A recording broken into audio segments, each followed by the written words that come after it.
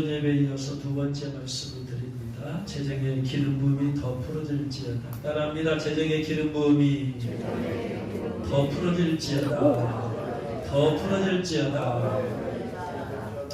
아담과 하와가 죄를 지음을 통해서 5가지 저주를 받게 되었고, 아담과 하와의 후손으로 태어난 우리는 아담과 똑같이 죄 가운데 살아서, 그래서 모든 인간에게는 5가지 저주가 있다고 말씀을 드렸습니다. 첫 번째는 질병의 저주입니다.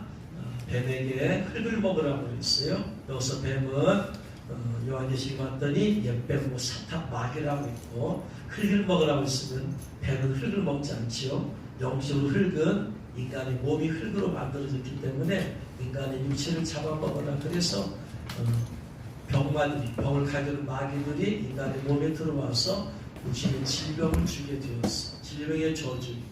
두 번째는 가난의 저주입니다. 사람이 죄를 지으면 하나님은 땅에 저주를 내리시오. 죄를 지은 인간에게 내가 땅을 저주하리니 땅에서 가시동물과 엉겅퀴가 자랄 것이다. 아담과 하와는 밭에 채소를 먹고 살게 되었는데 가시동물과 엉겅퀴가 나니까 채소가 잘 자라지 못하고, 그래서 결국은 소출이 줄어들 수밖에 없죠. 결국 가난하게 될 수밖에 없어요. 그래서 가시와 엉겅퀴는 가난의 상징이에요. 가난의 저주. 세 번째는 하나님께서는 온 다스리라고 그랬어요. 이 세상을 다스리라고 했는데 왕이 다스리죠. 옛날에 보면은 왕이. 그래서 왕의 권세를 주셨어요. 다스리고 통치하라. 그런데 왕이 죄를 지으니까 왕권을 뺏겨버리는 거예요. 그리고 대신에 마귀가 이 세상 임금이 되어버리고 인간은 마귀의 종로를 타게 되었다. 그래서 하나님의 자녀로 태어났던 아담과 하와가 죄를 지어서 마귀의 자식이 되고 마귀의 종까지 되어버렸어요.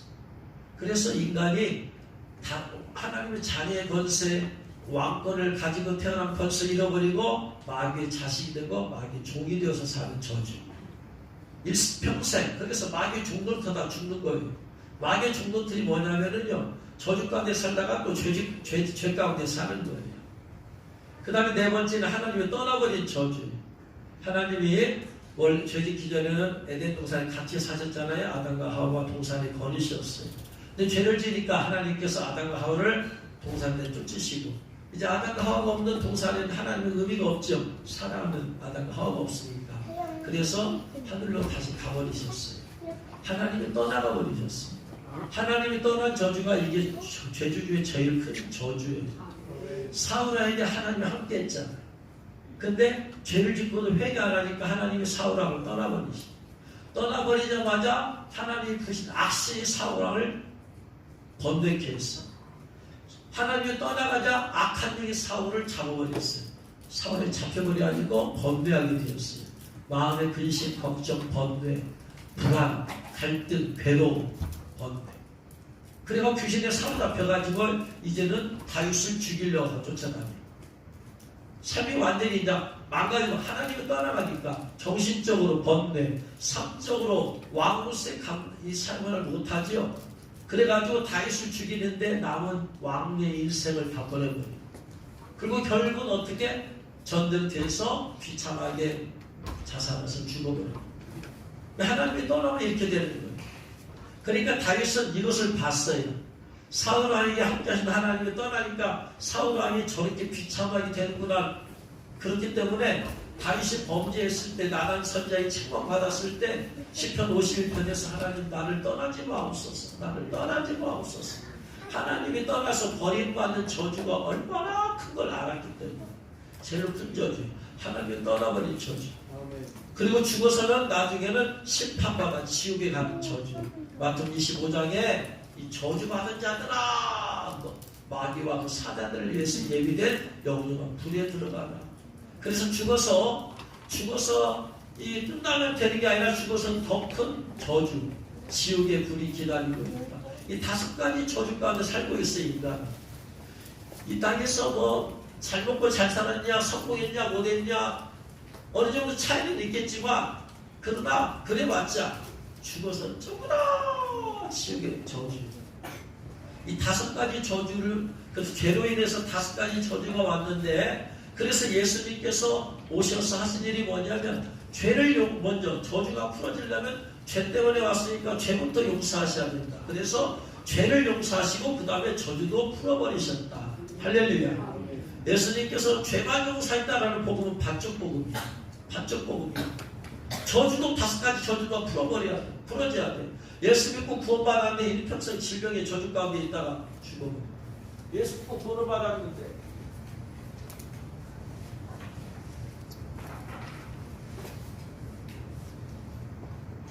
가난의 저주 가운데 벗어나지 못하고 예수 믿는데 가난하게 살다가 죽어서 끝나버려. 예수 믿고 구원을 받았는데 마귀에 사로잡혀서 마귀 중독 타면서 살아. 예수를 믿었는데 하나님이 나와 함께 하신다는 그 없이 살아. 즉 성령의 충만함을 받아야지 하나님 나와 함께 하신다는 그 임재 가운데 사는데 성령 충만이 뭔지도 모르고 그냥 구원만 간신히 받고 살아. 예수 믿고 구원받았는데 죽어서 다 천국 가야 되고 또 성안에까지 다 들어가야 되는데 어떤 사람 예수 믿고 나서도 지옥에 가는 사람이 있더라. 예수 믿다고 다 천국 가는 게 아니고 지옥에 가는 크리스찬들이라는 책에 보니까 또 수많은 사람, 많은 사람들이 입신해서 지옥에 갔다 와서 보니까 예수님 믿었던 목사님도 있고 장로님도 있고 권사님도 있고 안식사도 있고 설립사도 있고 성도들 물론 여러분 예수 믿고 이 5가지 저주에서 완전히 풀어져야 될 줄로 믿습니다. 그래서 갈라디아서 3장 13절에 그리스도께서 우리를 위하여 저주를 받은 바 되사 율법의 저주에서 우리를 속량하였으니 예수님께서 우리의 죄를 용서하기 위해서만 십자가에 달리신 게 아니고 우리의 율법의 저주에서 우리를 속량하기 위해서 이 율법의 저주라는 것은 바로 선악과를 따먹지 말아라 라는 이 법을 주셨는데 이 법을 어김을 통해서 5가지 저주가 왔단 말이에요. 이 5가지 율법의 저주에서 우리를 건져내 주셨다. 할렐루야. 그래서 지난주와 이번 주에는 이번 주에 2번째로 가난의 저주에서 우리를 속량하신 예수님에 대해서 말씀을 드리려고 합니다. 신명기 28장에 보면 신명기 28장은 잘 알다시피 축복과 저주의 장이잖아요. 하나님 말씀했을 때 하나님 말씀에 순종했을 때 가장 대표적으로 받는 축복이 2가지가 나와요. 신명기 28장에 하나는 하나님이 부유하는 축복을 주시잖아요. 말씀에 순종하니까 이삭이 농사를 짓더니 하나님 100배 소출을 주시다. 말씀에 순종하면 부유하면 축복을 주시다. 2번째는 건강의 축복을 주시잖아요. 할렐루야. 이게 가장 대표적인 거예요. 사람자여 내 영혼이 잘된 것 같이 네가 범사가 잘되고 강건할지어다. 영혼이 잘되고 하나님의 말씀을 순종할 때 영혼이 잘되잖아요. 그 범사가 잘되면 부유함이 오죠. 그 다음에 건강의 축복이 오죠. 그 다음에 반대로 말하면 하나님 말씀에 불순종했을 때 나타나는 가장 대표적인 저주 2가지는 가난의 저주와 질병의 저주다. 그래서 가난의 저주와 질병의 저주는 근원적인 것은 하나님 말씀에 불순종한 죄 때문이다. 그래서 신명기 18장 15절 이하에서 네가 만일 내 하나님 여호와의 말씀을 순종하지 아니하여 내가 오늘 내게 명령하는 그의 모든 명령과 규례를 지켜가지 아니하면 이 모든 저주가 내게 임하며 내게 이를 것이니 네가 성읍에서 저주받고 들에서 저주받고 내 광주리 떡 반죽 그릇 내 몸의 소생 내 토지의 소산 소와 양의 새끼가 저주를 받고 광주리 떡 반죽 그릇이 저주받고 축복받으면 떡 반죽 그릇이 막 차고 넘칠 거 아니에요. 광주리에 막 뭐가 채워져 있을 거 아니에요. 또 축복을 받으면 소와 양의 새끼가 축복을 받으면 막 털실한 새끼들을 낳고 그럴 거 아니에요. 토지의 소산이 축복을 받으면 30배, 60배, 100배, 10배 맺을 거 아니에요. 근데 말씀에 불순종하면 이와 반대더라. 어떤 사람은 그렇게 말하는 사람이 있어요. 목사님 그 구약 아닙니까? 우리는 오늘날 신약시대 복음 안에 살고 있는데 그건 구약시대 율법 아닙니까? 왜 율법 시대의 얘기를 하고 있습니까? 지금 복음 시대입니다. 뭔가 잘 모르고 반쪽만 알고 있는 그런 사람이 그런 얘기를 해요. 예수님께서 율법을 폐하러 오셨다고 그랬어요? 완성하러 오셨다고 그랬어요? 완성하러 오셨다고 했지 폐하러 오신 거 아니에요. 율법은 필요가 있어요 없어요? 있어요 여전히. 다만 예수님의 오심과 관련된 율법은 이미 예수님이 오셨어. 수많은 제사 율법이잖아요. 제사 드린 거 이건 예수님이 오셔서 당신을 산 제물로 드리신 것의 예표잖아요. 그러니까 그것은 이미 성취가 되었으니까 그것은 율법은 지키지 않아도 괜찮아요. 그러나 이것은 그런 율법이 아니잖아요. 지금 삶의 율법이잖아. 말씀에 순종했냐 순종하지 않았냐 관계된 율법이잖아. 그래서 그것은 구약시대 신약시대도 앞으로 계속해서 이것은 유효한 말씀입니다. 할렐루야. 깨달으시길 주 여러분 축원합니다. 그래서 이 말씀 그대로 지금도 하나님 하고 계세요. 하나님은 지금도 이 법대로 하고 계시더라. 하나님은 율법을 폐하러 오신 분이 아니고 주님은 완성하러 오셨다. 자, 그래서 인간에게 가시덤불과 엉겅퀴를 내가 땅에 있게 하겠다. 가시덤불과 엉겅퀴. 그럼 어떻게 되겠어요, 여러분? 농사를 짓는데 가시덤불과 엉겅퀴가 있어요. 이거 농사 지으면 싹 걷어내버려야 되는 거 아니에요? 싹 제거해버려야 돼요. 제거하고 나서 씨를 뿌리든 뭘 심든가 해야 될 거 아니에요? 그래서 예수님께서 우리가 가지고 있는 이 가난의 저주, 가난의 저주를 예수님께서 싹 걷어가셔 버리셔가지고 당신이 친히 지고 가버리셨어요. 우리에게는 질병의 저주가 있잖아요. 질병의 저주를 우리는 지고 사는데 예수님께서 싹 지고 가버리셨어요. 이사야서 53장 5절 말씀을 봤더니 질병의 저주를 예수님이 친히 지고 가셨다. 지고 가셨어. 우리에게 그걸 싹 걷어다. 할렐루야. 그래서 질병의 저주에서 자유케되었습니다. 할렐루야. 우리에게는 수많은 가시의 저주들을 우리가 지고 살아. 가난의 저주. 그런데 예수님께서 싹 가시를 걷어가 버리셨어. 그리고 당신이 져버리셨어. 머리에. 그래서 머리에 가시 별리가 쓰였을 때 이걸 치시고 여기서 피가 흘렸다. 이 예수님께서 흘린 피는 바로 가난의 저주를 씻어내는 피더라. 할렐루야. 그래서 예수님께서 가시 별리가 쓰신 거예요. 그냥 쓰신 것이 아니더라. 이런 영적인 의미가 있더라. 군병들은 예수님을 조롱하기 위해서 가시 면류관을 쓰었어요. 왕이 면류관을 쓰잖아요. 왕관 쓰듯이 네가 유대인의 왕이냐 하면서 조롱하면서. 그렇지만 하나님께서 그들의 악을 선용하십니다. 하나님은 사람들의 악을 선용하십니다. 선용하셔서 그 가시가 바로 가난의 저주인지 몰랐어요. 군병들은. 그러나 하나님께서는 모르는 가운데 그들이 했을 때 그것을 합력하여 선을 이루어주셔서 우리에게는 가난의 저주를 예수님이 지고 가게 하셨더라. 할렐루야. 그래서 이미 예수님께서 가난의 저주를 짊어지심을 통하여서 우리에게서 가난의 저주가 끊어졌다. 예수님을 영접하는 순간에, 예수님 믿고 구원받는 순간에 가난의 저주가 법적으로 끊어졌음을 믿으시기 바랍니다. 그래서 예수님께서 요한복음 10장 10절에서 도적이 오는 것은 도적질하고 죽이고 멸망시키려는 것뿐이요 내가 온 것은 양으로 생명을 얻게 하고 더 풍성히 얻게 하라는 것이다. 예수를 믿게 하면은 전에도 풍성한 사람이 있으면 더 풍성해지는 거예요. 전에 가난한 사람이 있으면 더 풍성해지는, 어쨌든 더 풍성해지더라. 할렐루야. 물론 이 풍성함은 단순히 물질적인 것만을 말하는 게 아니라 마음적인 것, 영적인 것, 관계적인 것, 삶적인 것. 할렐루야. 여러분은 예수님 믿기 전의 삶을 돌아보세요. 그때와 지금을 비교해보세요.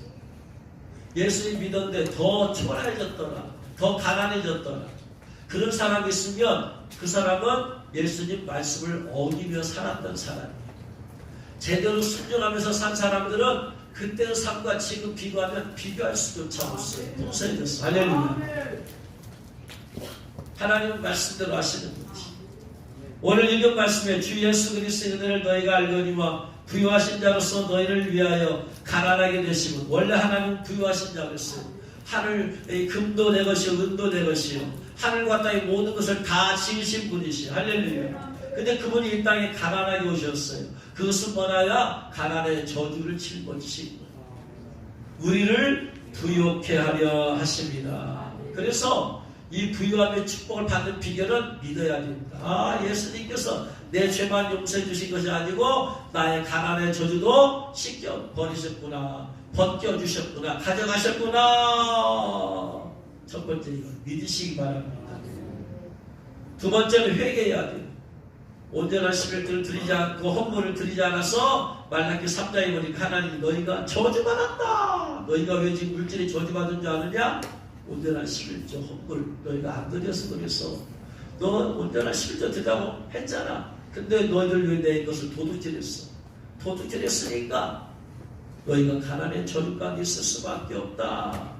그래서 내가 온전한 11조 헌금을 하지 않는 걸 회개해야 됩니다.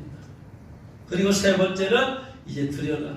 갈라디아서 6장 7절 8절 말씀 보면 사람이 무엇을 심든지 심는 대로 거두게 되어 있다라고 했으니까 물질을 11조를 심고 예물을 심고 선경금을 심고 부정금을 심으면 심을수록 주님께서는 30배, 60배, 100배로 갚아주시더라. 할렐루야. 이사야 1장 19절 말씀에 너희가 즐겨 순종하면 땅의 아름다운 소산을 먹을 것이다. 즐겨 순종해라. 하나님이 내라는 거 억지로 세금 내듯이 내지 말고 감사금 내라. 11절 낼 때 세금 내듯이 내냐. 아까워서 억지서 안 되면 물질에 저주 받을까 봐 맞을까 봐 두려워서 겁내서 그렇게 되지 말고 즐겨 순종하면 땅의 아름다운 소산을 먹을 것이다. 그래서 드려라. 드리면 드릴수록 하나님께서 더 갚아주신다. 자, 오늘은 이제 영적인 측면에서 말씀을 드립니다. 영적인 측면에서 이제 실제적으로 우리가 부유함의 축복에 어떻게 하면 있을 수 있느냐? 믿고 회개하고 드려라. 이건 일반적인 말씀이고 좀 영적인 측면에서 말씀을 드릴게요. 영적인 측면에서는 따라합니다. 가난의 영을 내쫓으라. 가난의 영을 내쫓으라. 하나님께서 이스라엘 민족에게 가나안 땅에 들어가면 가나안의 7 족속이 있다. 그 7 족속 반드시 다 내쫓아버려. 반드시 다 내쫓아버려. 그래야지 젖과 꿀이 흐르는 풍성한 곳이 너희 차지가 돼. 하나님께서 이스라엘 민족들에게 젖과 꿀이 흐르는 땅으로 인도해주겠다고 했어요. 그래서 갔어요. 가서 보니까 젖과 꿀이 흐르는 땅을 맞는데 문제는 가나안의 7 족속이 이미 거기를 선점하고 있었다는 거예요. 그것을 내 차지로 만들려면 그들을 쫓아내야 된다는 거예요. 이스라엘로서 쫓아내라는 이 말씀을 겁을 먹고는 저들은 자이언트예요. 우리는 메뚜기 같아요. 전쟁하면 우리는 반드시 다 죽어요. 그러니까 우리 다시 돌아갑시다. 하나님께서 이제까지 그들 편에 서셔서 모든 승리를 주시고 기적을 베풀어 주셨는데 그 하나님 바라보지 아니하고 그들의 신체가 자이언트 같다 하니까 겁을 먹고 도망가 버려요. 7 족속을 내쫓으라. 신명기 7장 1절에 내 하나님 여호와께서 너를 인도하사 내가 가서 차지할 땅으로 들이시고 내 앞에서 여러 민족, 헷 족속, 기르가스 족속, 아모리 족속, 가나안 족속, 브리스 족속, 히위 족속, 여부스 족속, 곧 너보다 많고 힘이 센 7 족속을 쫓아내실 때 너보다 숫자가 많다. 힘이 세다. 근데 이거 쫓아내야 된다. 그래야지 젖과 꿀이 흐르는 땅을 너희가 차지할 수 있다.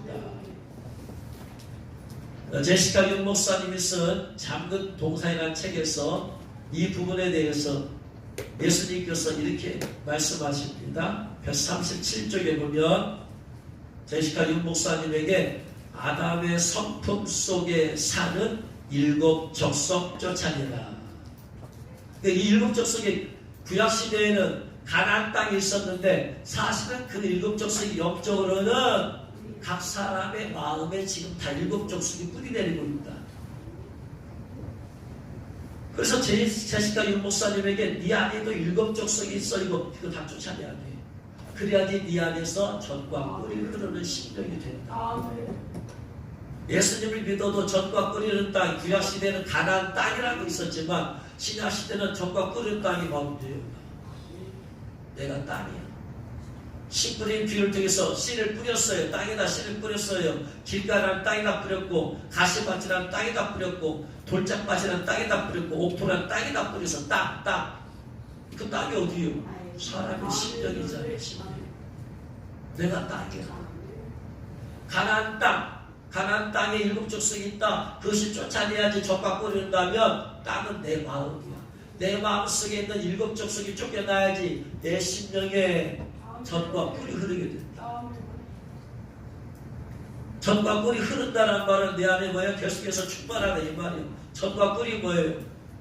젖이 뭐예요? 베드로 전서 2장 후서 2장 1, 2절에 가나안 아이들처럼 순전하고 신령한 젖을 사모하라 말씀입니다.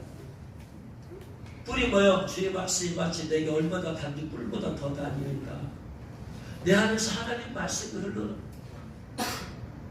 이게 뭐예요? 이렇게 되려면 어떻게 된다? 내 안에 옥토가 돼야 돼. 옥토가. 길가도 돼서는 안 되고 가시밭도 안 되고 돌짝밭도 안 되고 옥토가 돼. 옥토가 되면 내 안에 여기서 내 안에 성령이 흐르게 되어지고 말씀이 흐르게 되어지면 내가 충만하게 되어지고 가나안 땅이 내 심령이 있어. 어디 가서 가나안 땅 얻을 수가 없어. 그러면 내 안에 이미 들어와 있는 일곱 족속을 쫓아내라 라고 말씀하셨어요. 그러면서 이들은 우리들의 원수인 마귀들의 영이란다. 이 일곱 족속들과 연합하는 자는 진정은 안으로 들어올 수 없다. 그러므로 이 일곱 족속들이 지닌 성품들과는 결코 타협을 하면 안 된다. 단 한 족속도 살려두거나 내 속사람 안에 남겨두면 결단코 안 된다. 이 족속들을 내 성품, 내 속사람의 성품에서 빼낼 때 정말 피가 흐르고 살도 찢어지고 뼈가 깎이기도 하는 고통이 동반된다. 그래도 완전히 진멸해야 된다 라고. 예수 믿든 안 믿든 모든 사람들의 일곱 족속이 여기 들어있어요. 일곱 마귀. 그러니까 예수님께서 마리아라는 여인에게, 마리아가 원래 일곱 마귀 귀신 들렸다고 했잖아요. 그 마리아가 바로 우리들의 모든 인간들의 상징이야. 이 마리아가 일곱 귀신 들렸다고 하는데 일곱 귀신이 뭐냐? 여기 일곱 족속 귀신이야. 일곱 족속 귀신. 일곱 족속 귀신 들어있는데 예수님 다 쫓아내주고 치료해 주셨어요. 할렐루야. 예수님께서 우리가 전부 다 마리아 같은 그런 사람들이야. 우리 안에 다 일곱 족속 귀신들이 다 들어있어. 우리 안에. 이걸 다 쫓아내야지 바로 변화된 마리아처럼 우리도 제대로 주님을 섬길 수 있다. 할렐루야. 깨달으실 주 여러분 축원합니다. 그 일곱 마귀가 내 안에 들어있고 이것이 내 성품과 내 인격과 내 성격과 변하게 되어져 있어. 왜? 그것들이 아담 이후로부터 내려져 왔기 때문에. 계속해서 해적성이 뭐냐면요, 일곱 족속이 그건 뭐냐, 구체적으로 해적성이 뭐냐, 인류가 철을 생산해서 사용한 것이 최초로 철을 생산한 것이 해적성이에요. 그래서 해적성이란 말은 뜻은 불과 석탄을 가지고 철을 녹여서 무기를 만들었어.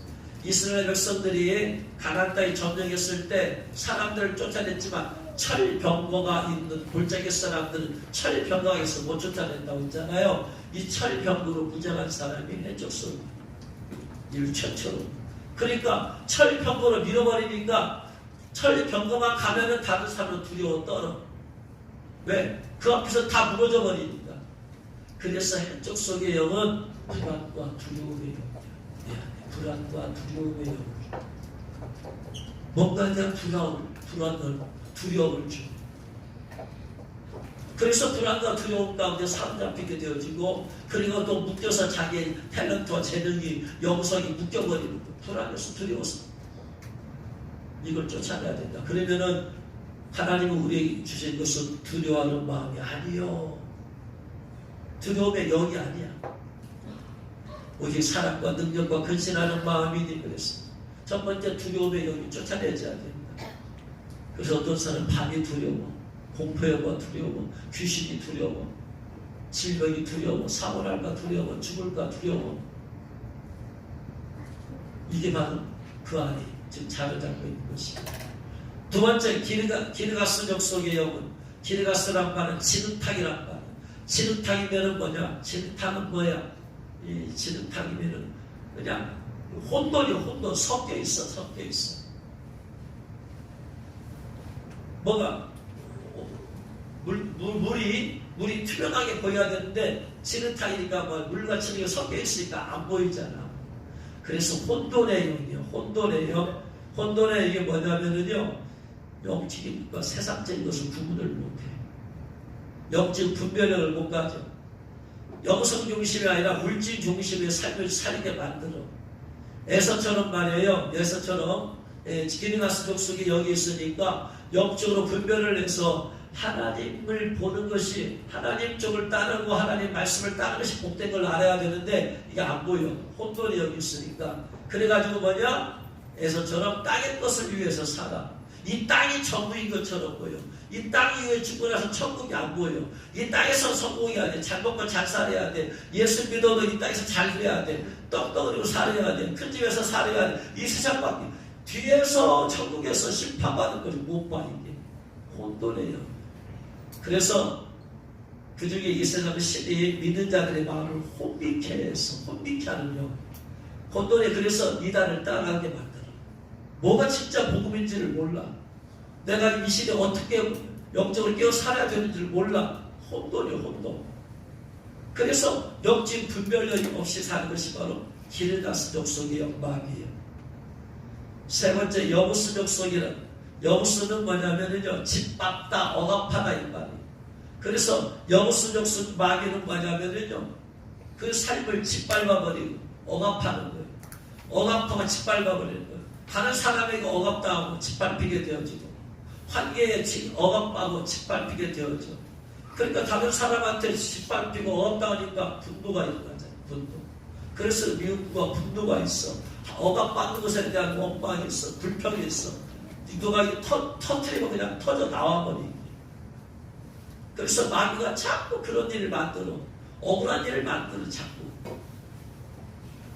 그래서 이 마귀가 그렇게 만드는 거예요. 네 번째, 아모리 족속은 뭐냐면은 꼭대기란 말이에요. 정상이란 말이에요. 그래서 아모리 족속은 뭐냐면 내가 꼭대기에 올라야 돼. 내가 정상에 올라야 돼. 내가 최고가 되어져야 돼. 꼭대기에 오르자. 그래서 내가 높은 자리에 오르겠다. 마귀가 내가 하나님 무별 위에 나의 보좌를 높이라는 것처럼 교만 마귀예요. 아모리 족속이에요. 교만 마귀. 자기잖아. 자존심. 교만. 내가 최고 돼야 돼. 남들이 나보다 더 인정받으면 안 돼. 내가 인정을 받아야 돼. 이 아모리 족속 교만 마귀. 다섯 번째는 브리스 족속. 브리스 족속이란 말은 시골 거주민이라는 뜻이에요. 시골 거주민이다. 지금은 안 그렇지만 옛날에는 시골 사는 사람들이 뭔가 배우기 위해서 다 서울로 보내고 하잖아요. 도시로 보내잖아요. 시골 거주민들 주로 이제 못 배우. 옛날에 못 배운 분들이 많이 살잖아요. 무지예요. 그래서 이것이 임하면은 무지하게 되어져. 공부하려고 안 해. 그냥 무식하고 무지만 데다가 뭐 아는 게 없으니까 고집만 세가지. 고집만 부리고. 이게 브리스 족속 무지예요. 그래서 이 영이 임하면 공부에 대한 열심. 내가 어떤 뭘 하려고 하는 것에 대한 전문가가 돼야 되잖아요. 뭘 하든지. 그렇죠? 전문가가 돼야 돼. 여러분, 전도를 하려면 전문가가 돼야 돼. 남이 하는 것처럼 하지 말고. 선교를 하려도 전문가가 돼야 돼. 남이 하는 것처럼 수많은 사람 많아. 목회를 하려면 내게 주신 목회 영역에 대해서 전문가가 돼야 돼. 여러분, 전문가가 되려면 두 가지가 있어야 돼. 하나는 여러분 일반적인 지식을 가지고 전문가가 될 수 있어요? 없어요? 없어요. 전문가가 되려면 뭐가 있어야 돼? 전문적인 지식이 있어야 돼.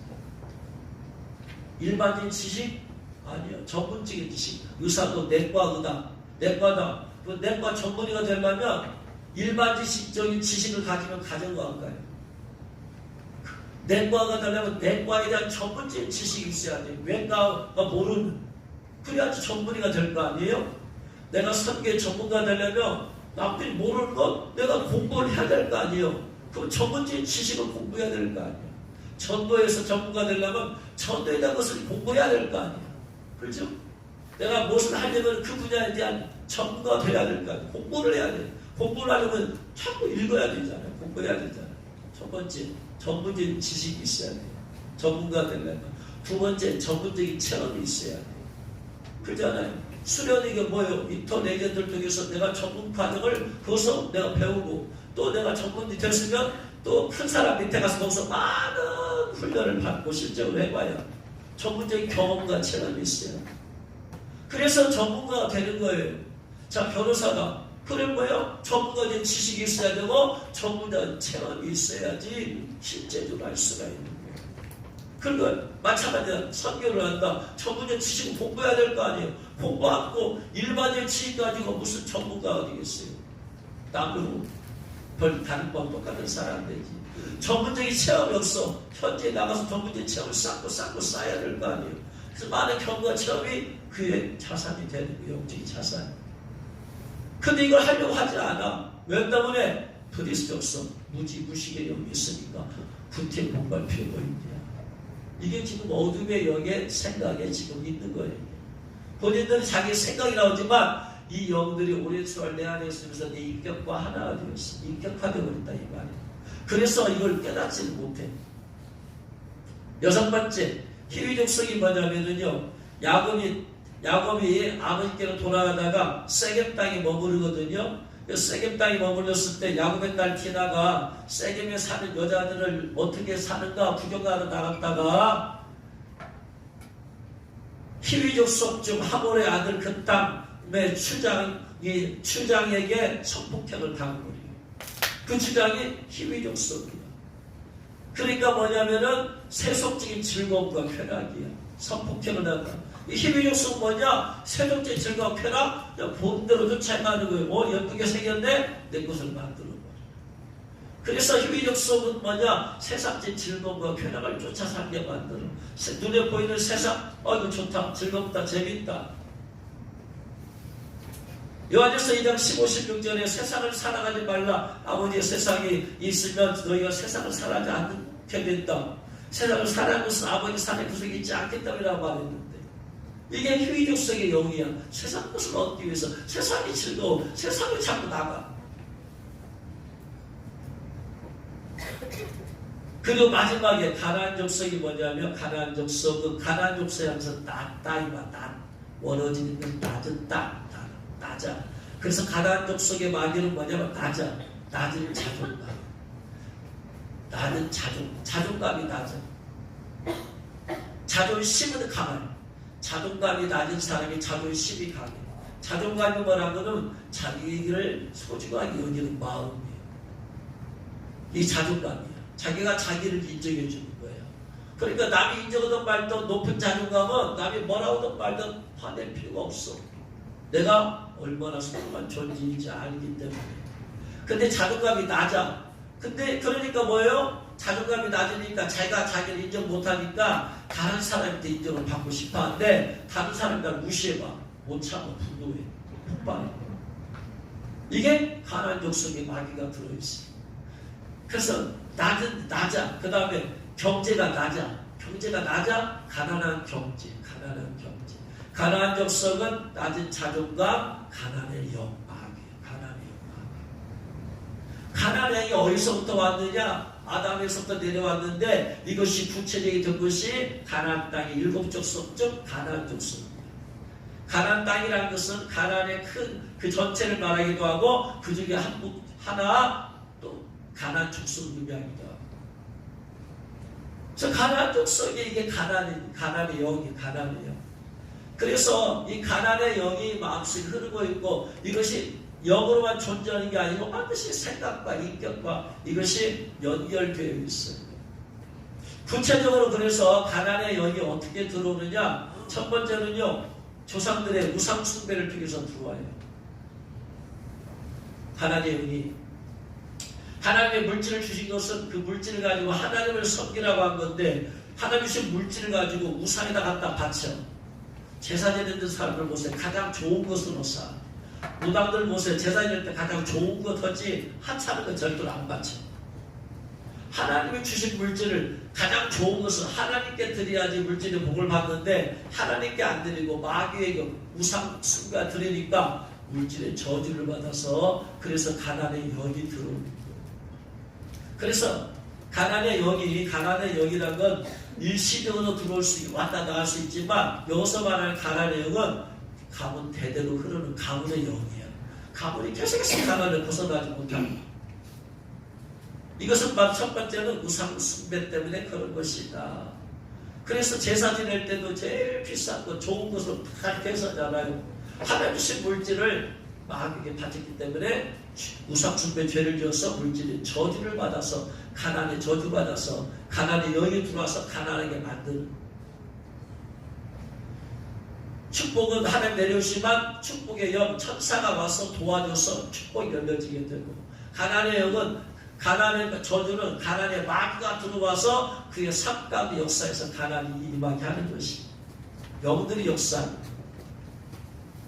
두 번째, 어느 때 또 가난이 들어오냐? 인색했을 때도 가난의 영이 들어온대. 가난한 자를 내가 도와줘야 되는데 인색하게 도움을 거절해버려. 그때 가난의 영이 치고 들어와. 하나님께 마땅히 드릴 예물을 드리지 않거나 인색하게 드릴 때도 가난의 영이 치고 들어. 세 번째, 자신이 가진 지위와 권력을 이용해서 남의 것을 착취하거나 강제로 빼앗거나 남의 돈 빌렸는데 갚지 않거나 야만노조하거나 이런 사람이 조상에게 있다. 가난의 영이 들어온다. 왜? 하나님은 뿌린 대로 거두게 하시기 때문에. 이런 이유로 가난의 영이 들어온대. 그래서 가난의 영이 있을 때 나타난 증상을 어떤 분이 이렇게 말을 해요. 통장에 돈이 있어도 충분하다고 느껴지지가 않는데, 월급을 받아도 충분한 적이 한 번도 없었다고 느껴진대요.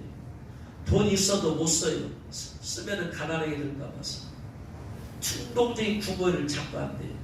가격이 싸다고 자꾸 샀대요. 여유가 사라지고 인색하게 된대요. 그러면 정신적으로 부유함이 없어. 저들 늘 가난하다는 생각, 이 생각이 벗어나지 못합니다. 내게 있는데도 자꾸 원하는 욕심을 갖게 된대요. 불만족하게 된대요. 빚이 있게 된대요. 돈을 과대평가, 과소평가, 아끼고 아껴도 돈을 나갈 때가 자꾸 생겨. 모이고 모으려도 자꾸 쪼들려. 돈을 빌려줬는데 떼이고, 이리 떼이고 저리 떼이고. 그래서 계속해서 가난이 벗어나지 못한대요. 마음적인 풍성함, 영적인 풍성함, 삶의 풍성함, 물질적 풍성함이 부족한데요. 그래서 이 가난의 영을 쫓아버려야 된다고. 가난의 영을 쫓아라. 가난의 영을 쫓아낼 방법은 아까 원인에 따라 말씀드렸다고 했잖아요. 대부분이 다 우상숭배이다. 이게 제일 커요. 그래서 우상숭배죄를 회개하면서 가난의 영을 쫓아버려요. 이걸 쫓아내면, 쫓지 않으면 이것이 계속해서 내 삶 가운데, 내 마음에서 내 삶 가운데 역사를 찾고 합니다. 두 번째로, 내가 가난의 영에서 속아서 아까 가난의 영이 있게 되어지면 이런 일들이 있다라고 해서 막 그런 것들을 하나씩 회개하고. 그래서 이런 것들을 깨달아야 돼요. 아, 내 안에 지금 가난의 영이 있구나라는 걸 깨달아야 돼요. 그리고 이제 가난의 영을 내쫓아버려야 돼요. 제가 몇 번 말씀을 드렸습니다. 하나님의 은혜로 내 안에 가난의 영이 끊어지지 않았다는 것입니다. 25세 주님 만나고 헌신했어도 하나님께서 제 안에 가난의 영이 있다는 것을 깨닫게 하신 것은 지금 한 10년, 15년 전이라고 할 수 있을까요? 15년 안 될 것 같은데 예수님 믿고 제가 지금 35년이 이상이 지났으니까 15년 전이면 20년 이상을 주님 앞에 헌신하며 살았고 최선을 다하는 삶을 살았어도 제 안에는 가난의 영이 있음을 저는 알지 못했어요. 근데 하나님의 은혜로 알게 돼요. 외국에서 오신 어느 목사님이 저기 어느 초락도 기도원에서 집회가 있다고 문구를 봐가지고 거기까지 재물이 한 3시간 걸려요. 너무나 멀어서 며칠 동안 있을 시간도 없고 그래서 마지막 날만 저녁 때 가서 기름 부음만 받고 오자 해가지고 3시간 운전해서 가서 집회 참석하고 이제 주로 마지막에는 다 기름 부음 기도해 주거든요. 근데 이 목사님이 기도도 아니고 다 끝내버려 그냥. 기도 한번 받으려고 3시간을 운전해서 갔는데 기도도 안 해주고 그러니까 얼마나 많이 자신한지 너무나 하나님 나 기도 받으러 왔는데 3시간이나 운전해서 갔는데 기도도 안 해주고 끝나네. 어떻게 해야 하나님 그리고 이제 돌아오면서 이제 하룻밤을 자보는데 갑자기 모텔 주인이 저를 찾아왔어요. 문을 두드려요. 그래서 왜 그러냐고 했더니 손님 혼자 온 게 아니고 손님들 일행이 3명이 더 있으니까 3명 값을 돈을 더 내네. 뭔 소리냐, 나 혼자 왔다. 아니 뭔 소리냐고, 여기 3명이 따라왔다고 하면서 딱 보니까 옛날에 중학생들 깎아버렸잖아요. 쳤잖아요. 중학생 조그마한 애 3명이 있는 거예요. 제 뒤를 따라서 온 거예요. 여기를 따라왔잖아요. 이러니까 돈 내라고 해서. 그러니까 내가 모르는 애들이야. 나 모르는 애들이야. 내가 왜 이러니까 돈 내야 되냐. 하나님 깨우니까 꿈이 들어요. 꿈속에서 하룻밤을 자는데 모텔 주인이 3명의 아이의 돈값을 내라. 꿈을 깨는 순간에 그때 성령께서 다 깨닫게 해주시는데 이것이 너를 따라다니는 가난의 영이다. 한 마리도 아니고 2마리도 아니고 3마리가 너를 따라다니고 있다. 그런 거냐면은 제가 10,000원을 돈을 벌으면 3명을 먹여 살리는 거예요. 고아 같은 애들이라서. 내가 3명을 10,000원을 가지고 내가 쓰면은 풍족하게 쓸 수 있잖아. 밥 한 끼 사면 나 10,000원짜리 먹으면 돼. 근데 3명이 따라다니까 내가 10,000원짜리 있어도 밥을 얼마짜리 먹어서 먹어야 돼? 2,500원짜리밖에 못 먹어. 이 돈 세 군데로 세가. 성령께서 네 안에 가난의 마귀가 3마리가 따라다니고 있다. 그때 다 깨달았어요. 하나님께서 공짜가 없어요. 3시간 운전하고 가서 집회 가서 은혜도 못 받고 기름부음도 못 받고 오니까 하나님이 그 열이 여기셔서 그런 꿈을 통해서 계시를 해주시더라. 깨달았어요. 내 안에 가난의 영이 있구나. 그 전에 이제 이런 것들을 공부해 왔으니까 가난의 것들을 아는데 이것이 저한테 있는지를 몰랐지. 그래서 전주로 돌아와서 작정했는 이 가난의 영을 때 뿌리를 뽑아버리라. 작정하면서 기도했어요. 새벽마다 기도하면서 어느 날 됐어요. 이제 마음의 준비가 됐어. 그 새벽 예배 마치고 성도들이 다 가고 나서 이제 제가 자신을 딱 안수했지.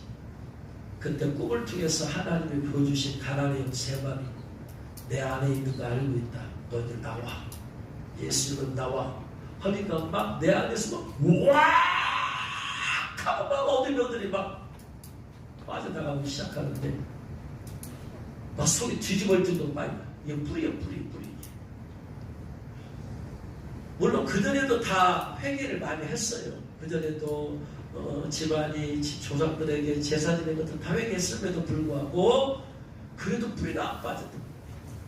그래가지고 그걸 뽑아내는데 막 완전히 저 뱃속에서부터 기쁜 것을 막 으악 하고 닭소랑 조금 기침이 아니고 큰 것들이 빠져나갈 때 이렇게 막 뒤집어져 빠져나가잖아요.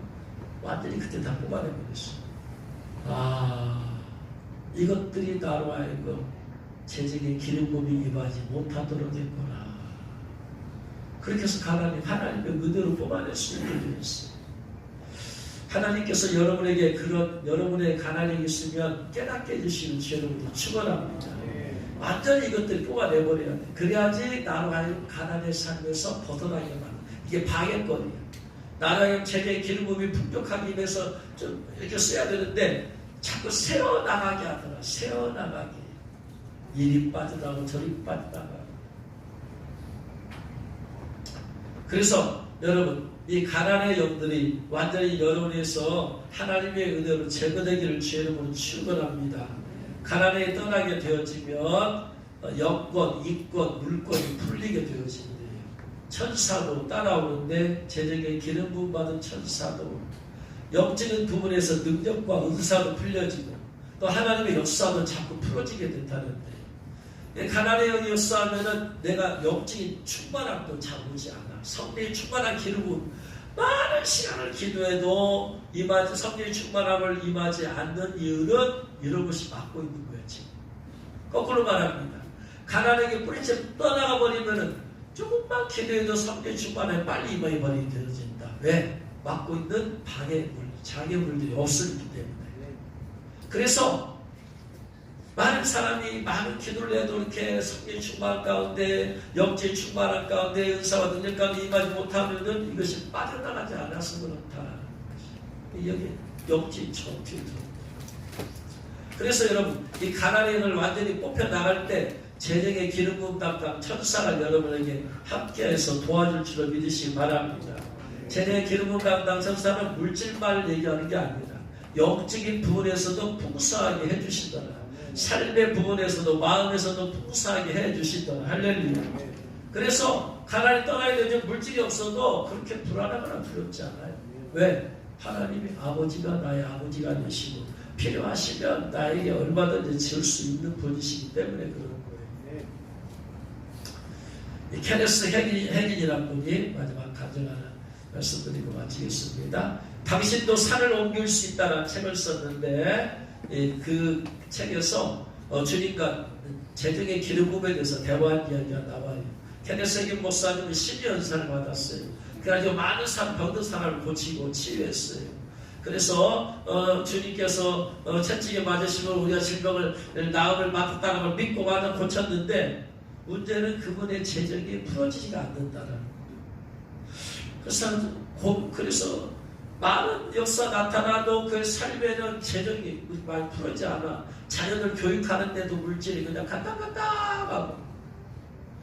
그래서 주님한테 기도했어요. 주님, 저는 이렇게 주님의 은혜와 능력을 부어주셔서 이렇게 역사가 나타나면도 왜 재정은 왜 여전히 제가 쪼들리고 있습니까? 라고 하니까 주님께서 책에서 이렇게 말합니다. 너는 네가 이제까지 돈을 위해서 기도했던 것 같이 기도하지 말아라. 주님 그러면 어떻게 해야 하나요? 네가 필요로 하는 돈은 네가 살고 있는 세상에 있단다. 그 돈은 하늘에 있는 것이 아니다. 그래서 나는 돈을 비처럼 내려줄 수 없다. 만약 돈이 비처럼 하늘에서 떨어진다면 아마 위조 지폐일 것이다. 나는 위조 지폐를 만드는 하나님이 아니지 않느냐. 나는 내게 필요한 것을 내가 사는 세상에 두었다. 다 내가 만들어 오는 것들이다. 그리고 그것들은 마귀나 그의 쫄개들을 위해서 만들어 놓은 게 아니란다. 학교에서 2장 8절에 은도 내 것이요 금도 내 것이라고 나와 있다. 내가 그것들을 만들었으므로 그것은 내 것이다. 그것은 나를 위해 만든 것이니 나의 아담을 위해 만든 것들이다. 나는 아담아 너는 내가 만든 모든 것을 다스리라고 말했다. 원칙대로라면 아담이 이 세상의 모든 것을 지배해야 된다. 들의 가축과 금과 은, 이 지상에 있는 모든 것들을 말이다. 하지만 아담은 죄를 저질러 나를 반역하여 사탄과 내통하게 되었고 사탄이 이 세상 신이 되었던 것이다.